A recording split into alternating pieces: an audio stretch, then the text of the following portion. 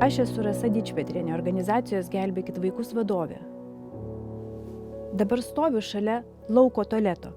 Mergaitė vienam vienkiemyje naktį ėjo į panašų lauko tualetą, paslydo ir susilaužė koją. Kita istorija. Kaimelio daugiabutyje, 2 kambarėliuose glaudžiasi seneliai, sūnus, jo žmona ir 4 nuostabūs berniukai. Jie neturi vandens, jie neturi tualeto, jie turi kibirą. Ir kai reikia, tas kibiras virsta tualetu. Tada iš 2 aukšto jis yra išnešamas. Ir taip kiekvieną mielą dieną. Jūs galite mums padėti, kad tokiom šeimom mes suteiktumėm geresnės, saugesnės, šiltesnės sąlygas. Tapkite mūsų organizacijos kasmėnesiniais aukotojais.